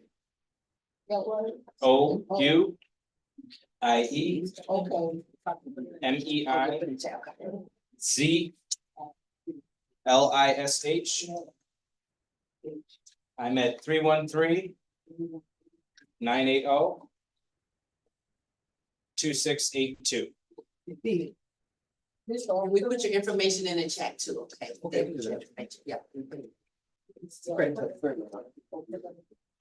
We have another question. Yes. A question about a comment. Thank you for the work that your office does. I had an opportunity to meet Dawn a couple of Saturdays ago at the GEA Family Summit in Livonia. And thank you for the work that you do, cracking down on traffickers or fentanyl and making sure that those who are committed to crime, selling the drugs, do people who don't know that they're taking fentanyl and they think they're taking something else. And getting these people put in the places where they need to be. So thank you very much. For all impacting all of us, whether personally or individually. So you got. I can tell you, yeah, fentanyl is horrible, that doesn't even cover it. Heroin will kill you in minutes, maybe hours. Fentanyl, with an overdose can kill you in seconds. It's terrifying. Do we have any other questions? Okay, well, thank you. Thank you, appreciate it. Yep. I thought that's sorry, I raised hand. Commissioner Scott, you want to get any updates, news, anything you'd like to share? Since you brought me up. Uh-huh. You on blast too. Good evening. I'm Derek Hill from the Commissioner Scott's office. The only thing I would really want to say is just continue to support thank you for supporting the commissioner. And if you have any questions, you could give us a call at 224. Yes. Yes, I've been added to the office. I've been with the commissioner about 60 days now. Our number is 224-0878, and go Tigers. Right. Next in the line, I want to bring up Arlene Allen. Did I say that right? Yes, you did, madam. And you have a daycare. Yes. So we would like some information and tell us all about it. All righty. So, thank you, Madam Chair, and thank you all. Grace and peace to everyone here. As Madam Chair just stated, I am Arlene Allen, and my partner is Yolanda Brown Simmons. She's a little shyer than me. I'm the that one. So anyway, we are a newly licensed childcare center on State Fair 1619. We are called All of God's Children Developmental Learning Center, and we are licensed All of God's Children Developmental Learning Center, LLC. We are licensed for 47 children. We will cater to children from 0, which 6 weeks, to 12 years old for before and after. And then for summer camp, we're going to go from 5 to 18. We're praying about this 18. Yeah, baby, y'all We're praying about the 18. Okay. But that's the plan so far. But we got some wonderful mentors, for sure. We got some wonderful mentors, and we're partnering with some people. We're having our grand opening, our ribbon cutting ceremony on the 12th. Well, that's a busy day sitting in this room, but October the 12th from 11 to 2. 12:30 is the ribbon cutting. We're gonna cut the ribbon. We have video game bus. We have some face painters. Smiley the Clown will be there. We have what is it called? Help me out here. Ball pit, the salt sleigh, and we're gonna do some hot dogs on the grill, some hamburgers, and we're gonna do some arts and crafts. We have some literacy people joining us to give the children some books. We have Meridian coming out, and a few other vendors are kind of chiming in. So if you guys, I know we try to pop in. I don't know how that's gonna work, but I also partner with Detroit Champions for Hope, which is this is District 3. I am part of District 2. But we're all one, correct? That's right. So, this is my second time here. I was outside the last time, and we weren't open then, but I just kind of wanted to get a feel, and I am just grateful. So you guys look a little young to have children, but for those who have flyers, you have flyers to your family, your friends, your children, your cousins, your grandma, everybody. But we're here. We love children. We've been in the business. I've been in the business for like 44 years. My partner's about 25 years. We're both women with master's degrees. I'm working on my doctorate. She's working on her teaching certificate. This is what we do. We're not gonna hire a teacher unless she has a minimum, he or she has a minimum of an associate's degree or they're pursuing it. Because we are not babysitters, we've never sat on a baby, we are educators, and we're here to encourage, enhance, and develop children. And the parents, because if we don't get the parents, we're gonna lose the children, we really are. So that's our number one goal. Where's your location? What part of the state? So closer to DeQuinder. So we're between DeQuinder and I-75. Oh. It's the old all about kids. Yeah, all about kids. 1619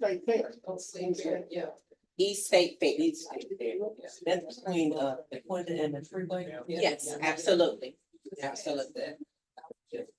Right, absolutely. Right there. The Dollar General is right there. Yeah. So we'll be out there Saturday at 11 o'clock. We have a website right now. It's through Wonder School, but we're here and we're gonna need you guys. We're gonna need your support. Green light. So, our issue with green light was the bills. So we had to stop it and we're starting it back in a few, but we had the building since February, and with the plan review and everything, it took us till now to get licensed. So it is a process. It's a long process.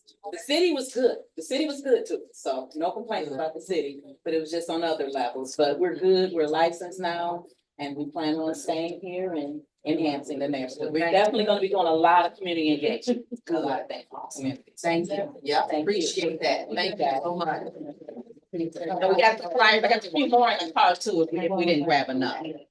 I can vouch for them too. They are excellent childcare providers. I had all three of my kids go to them and they did an excellent job. They'll have your kids reading, writing, and social skills. It's up to par. Wow. Yes, she actually, this woman actually dealt with him, and I don't know how she did it, but she did. She must be good. Right. Be good. So far, are there any? Yes, ma'am.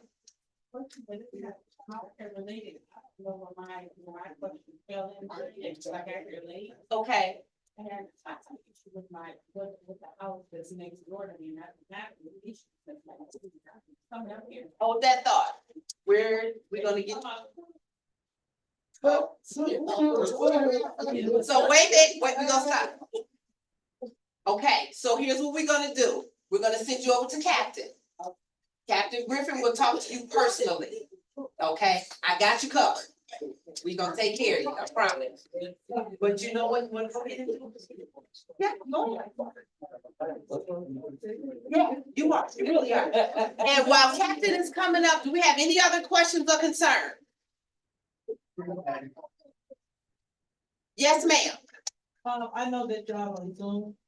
Yes. Will we watch the Zoom or no? Yes, it will be on YouTube. They're gonna put it on YouTube. Okay, thank you. Yep. All right, good. Okay. You can go to our Facebook page and see everything. Yeah, Okay, Facebook too. I'm not on any social media, so I am not the person to ask. Don't put me nowhere, nothing. Yes, I am nothing, so I am not a good person to ask. Okay. Oh,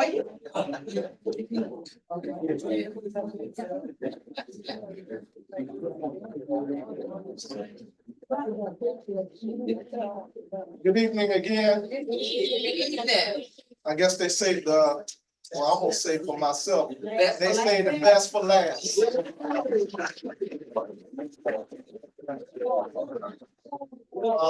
Certainly everybody else that has come up before me have put out a lot of valuable information. Everything has been centered around the community. All of us who are here, whether you have a business or whether you are employed, all of our efforts are toward bettering the community. So you should feel the impact from all of us. For those of us who are on payroll, hold us accountable, because that's the job that we're paid to do. And if you don't receive the service that you deserve or you desire, certainly for the 11th Precinct, you can always come see me. I hold the men and women here accountable for professional service to the community. So Of course, I brought my slides. I think it's important because most people are visual. And we can stand up here and talk about the different things that we do on a daily basis. But I think it's important to kind of show you some of the things that we're doing. We have a new commander, Commander Mike Chambers. We've worked together before, and so we're working together again. But our efforts are always to try to do what we can to suppress crime in this precinct. And with the U.S. Attorney here, out of Don Ison's office, that there is a commitment not only from the local police department, but on a federal level to address crime in this precinct aggressively.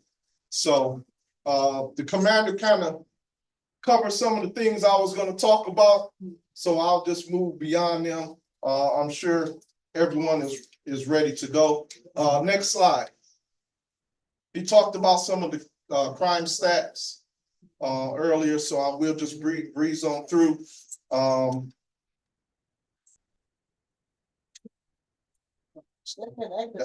So this is this actually, so we have a street over here that we're addressing. I think this is Helen Street. We got some individuals who are out there. They've turned the public street into a automotive garage. So we certainly understand where this might not be necessarily on the list of crime suppression. This certainly affects the quality of life. For those of you living in the community, living on this block, nobody wants to see them dismantling vehicles like this. So this is just to show you one of the vehicles that we addressed, before and after pictures that we went out, addressed it, wrote tickets to the individual, and we're going to maintain constant pressure on these individuals that are doing this. MPO Eric Hill is in the back. Sergeant Spruce. So with these are two of my team members that are part of the community relations team here at the precinct. This is just one photo of what we're doing to try to better, the things in the neighborhood. Next slide. So, as a part of the crime suppression here in the 11th Precinct, we execute a number of search warrants. We execute search warrants for narcotics, dope houses that are in the neighborhood. We execute search warrants for individuals that are wanted on felony crimes. We execute search warrants for other units within the police department, such as homicide, sex crimes, and those other units that are in the department. Next slide. So this is one of the locations. The information has been redacted because I don't want any of you going by the house setting up surveillance or executing, your own police. But this is one of the many dope houses that is in the 11th Precinct. We have raided this location probably 5 or 6 times this year. And unfortunately, you got the different individuals who come to this location. Unfortunately, these individuals are addicted to narcotics and the different things that go on to support the habit. It really places the community, not only from a criminal standpoint, but from a health standpoint. So this is one of the locations. Next slide. This is another location. This was a location that we executed a search warrant. Everyone is aware of the shot spotter technology. So I don't know what some of you may think about this technology, but this is not spying technology. The only thing it does is it alerts the police when there are shots fired from a firearm. That's it. And it gives, from a GPS standpoint, it gives exact locationing. So with regard to this location, we executed a search warrant because individuals living in that house were coming outside just firing off shots. So this is one of the locations that we executed a search warrant. Next slide. This is another home. Individuals coming out, firing shots indiscriminately in the neighborhood. I mean, people don't realize you got children, you got you coming and going in your homes, people just indiscriminately firing shots. So we're following up on that aggressively. This was one of the locations that we executed a search warrant on. Next slide. This location we executed a search warrant on based on an aggravated assault. So as the commander stated earlier, an aggravated assault, that's an assault that takes place whether it's with a weapon or whether it causes broken bones, missing teeth, those types of crimes. So this was a location that we executed a search warrant on. Next slide. So everyone knows that in the 11th precinct, we have an industrial footprint, as just talked about by Ken Dobson. We have a lot, not only residential, but we have a lot of businesses, industry within this precinct. And so, unfortunately, a lot of vacant commercial property, people come in and they set up marijuana grow operations. So some of these grow operations, you have to go in and actually see them. Maybe I'll put some photos in next time to show you the elaborate setup. They have plants from infants to different stages. You've probably seen it on TV. They have irrigation systems.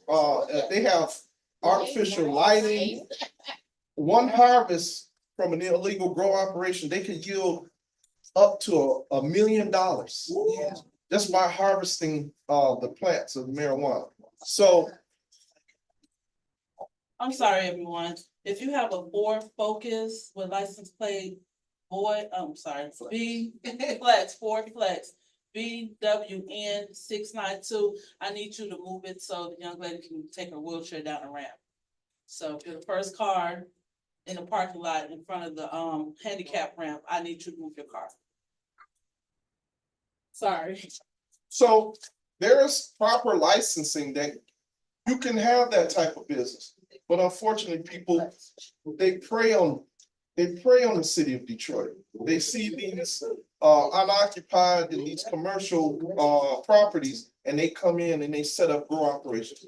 So we are aggressively addressing these grow operations, going in and confiscating the plants and so forth. Next slide. That is a firearm and some marijuana that was seized on one of our operations. Next slide. That's narcotics. That's 53 packs, lotto folds of fentanyl and 53 Ziplocs of crack cocaine. That's what was confiscated in the narcotics search warrant from the property that was shown earlier. Next slide. This is one of the firearms that was confiscated off the traffic stop. Next slide. These are the type of weapons that the officers are coming in contact with and taking off the streets during street investigations. Next slide. That's a AR pistol. They actually, you go back, they classify this as an AR pistol, but it could be this people would refer to as an assault rifle. This magazine inserted in there can have put out 30 bullets. Next slide. This is another assault which they consider this a pistol. I'm not sure what the capacity, but this magazine inserted. I have my good Lieutenant Bolden here. He is the lieutenant in charge of the special operations, the officers that you see generally wearing green pants and black tops. They are responsible for executing the search warrants and making these high-profile felony stops on vehicles and individuals wanted for murder, wanted for assault with intent to commit murder. He heads that team. I'm not sure what's the capacity on this mag? Is this a 60 or 30 to 45? So this, insert that magazine into that firearm, you're talking about 45 bullets coming out. 45, 60 bullets. Next slide. This was another firearm. A lot of times we encounter on traffic stops, male and female may be riding together. Female may have a license, a concealed pistol license to carry a firearm. But sometimes, a lot of times we find her boyfriend or fiance or husband, he's carrying a gun. He's not licensed, convicted felon, try to hurry up and slide the weapon back to her, but it's registered to her, but he's carrying it. So these are types of things that we encounter, but this was a firearm taken off of a traffic stop. Next slide. Again, another semi-automatic pistol taken off of a traffic street investigation. Next slide. This currency here was taken off of a street off of one gentleman. He had $28,000 in his pocket. 679 illegal pills that he's selling out here on the streets. And this is a bottle, not sure if some of you know, this is a bottle of lean. That's cough medicine mixed with, some of you know what it is. Yeah. And they selling this stuff. This what people using. I mean, this guy, this is how he make it. He had $28,000 on his pocket. It was taken by us and counted and turned in for evidence. Next slide. These are 3 of the members on the team. Was this from the search warrant on that house? All of these weapons and some dope. Officers were on the street conducting a street investigation, traffic stop. Gentleman fled from them on foot, ran up in the house, thought he was on glue. We saw the search warrant, executed the search warrant, went in that house, got him, got these other weapons that were in the house, and this dope.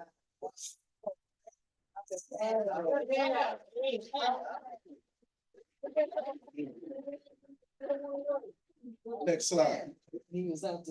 So basically, I just wanted to kind of give you some visuals to take a look at some of the hard work. I'm privy to be a benefactor, and certainly you are as residents in this fine community. You're beneficiaries of the hard work that the men and women here at the 11th Precinct do every single day, day in, day out. You can ask all the crews, you can ask the lieutenant and the officers here. I push them every day. I know they probably get tired of me, but I push them because I'm committed to delivering professional service. This is what we get paid for, and this is what you expect out of us, and this is what you deserve. So I'm committed to that. As long as I'm here, I'm gonna continue to push the men and women here, and I appreciate them. And when you see them, please tell them thank you for their service.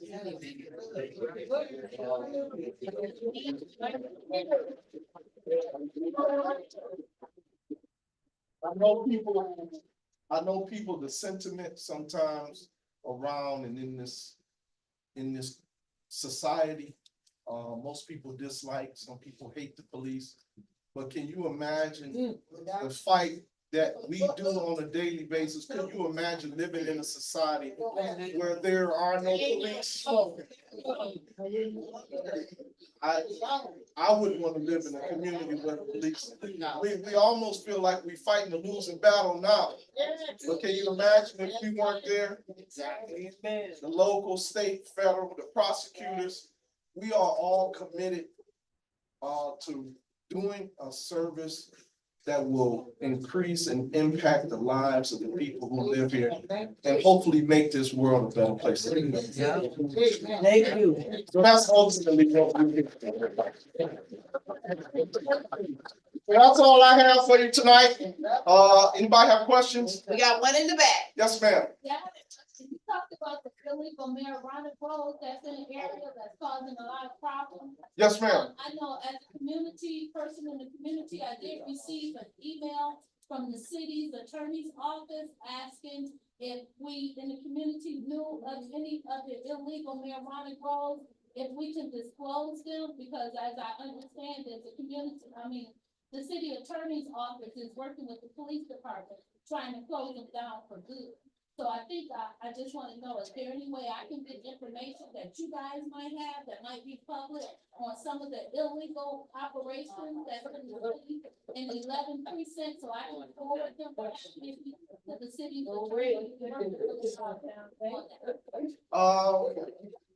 I'm not sure if I understand your question. Are you asking for our information? Yeah, for the information that the community might have or anybody might have on some illegal operations. Because they're working really hard on the city's attorney trying to close down these operations for good. Because it sounds like there's a hard time trying to close them down for good. Well, The illegal ones. So she reached out to some of us in the community. I'm in the community and she wanted us to disclose any illegal operations. We don't know what is illegal operations. So I guess I'm just trying to find how I might be able to find information on some illegal operations. So we can go more down to the city's attorney. Quiet, please. I'm not sure if I'm grasping, but the illegal ones we're addressing. Yeah. In connection, if that's what you're asking. So she just wants to know if the community, like sometimes we might not report it. We might know one across the street from us, and we just might not report it to you guys. Well, but they are working in conjunction. Yeah, so we're working with them. So if you know of any, then. And I did. Oh, okay. Because I don't know. Okay, But okay. since I am,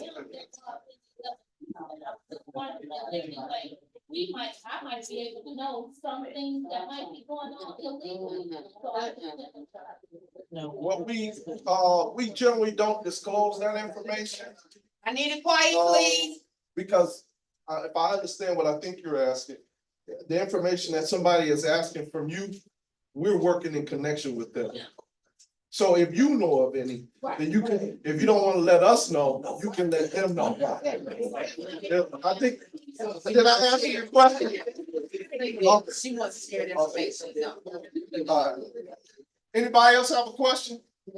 Yes, ma'am.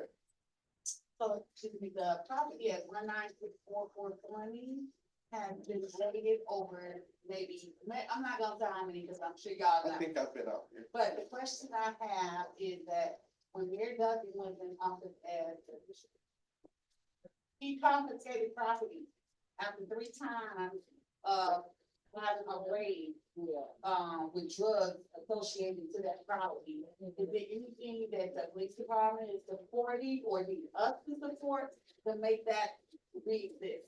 Because that's the problem. These houses are being raided and raided and raided. That's wasted resources. And Sunday, I was on this location picking up someone for church, and it was busier than Kelsey's liquor store. And these were babies. These are kids born up in there. They're not afraid. They don't care. And it was like a store. I sat while I waited on my partner to come out and just watch them. 19344 Fleming. Yes, and no one's scared, and they're doing it around 1 o'clock. I go to afternoon service sometime, and this Sunday I was, so Solomon's Temple, they're letting out of church at a certain time. So the traffic looks like it could be intertwined, but it couldn't be not determined because these people park fast, get out, and it's so fast. That when they go to the door and come back, they're back in their car within maybe 75 seconds, in and out. And I'm talking about at least 75 to 100 cars in a 30-minute period of time. And I heard that thing. Oh, This was more than a liquor store. This is unheard of, and this is so disrespectful to the police department. It's just blatant disrespect to our official, our law enforcement.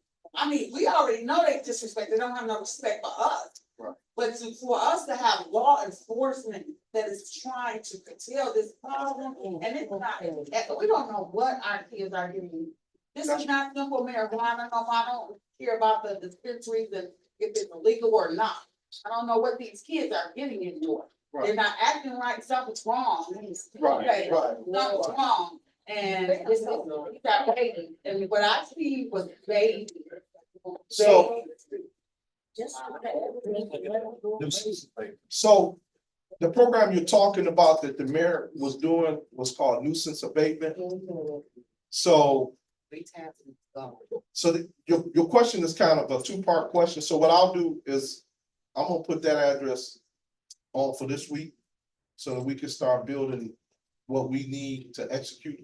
As a whole, not just you all, not just us, but let's go back to that. Because when these owners are notified, if they're rental properties or if they own, you notified that this is the activity going on at your property, and you continue to let it go on, you don't need your property in our community. I agree. You don't need it. Yeah. I agree. You don't want it. I agree. We're gonna follow up on that. And the second question. You got another one? You want to ask me after the meeting? Yeah. Okay, all right, let's stick around. Yes, ma'am. Oh, the shot spotter? Because 2 months ago, there was some shooting and all our neighbors heard. And there was no police in here. So, and pardon me for not, we've got it, it's not throughout the entire precinct. Oh. It's in certain areas, so when a gunshot is fired, it's technology. It picks up the gunshot, it's a GPS, and it sends it down to our dispatcher, and they dispatch a car based on GPS positioning. But it's not throughout the entire precinct, so you may have heard some gunshots and the police didn't respond, because it may not be installed to whatever area, but it's not throughout the entire precinct. Did anybody call 911? Next day, yes, the next day, it set the car on fire and out. Did someone call 911? It was like a retaliation the next day. And everybody was scared to go to sleep and think that they gotta come back and do something else. What day was that? It was 2 months ago, and on Russell. Russell, what's the block? What's the? 7 Mile Drive.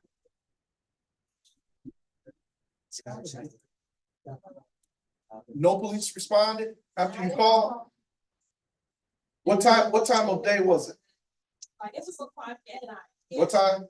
2 o'clock in the morning. 2 a.m.? In the morning. Okay. That should happen. I'll double check that. Okay, all right. Anybody else? Okay, I'll stick around after the meeting. Okay, I know it's after 8. We're gonna do the 50-50. What we got, Leon? Collected $59 tonight, making the jackpot $29.50. Okay. Can you pull the ticket? Well, Yeah, Stir them up, shake them up, shake them up. 847-4133. 4133. Well, there we go. Come on up. Come on up.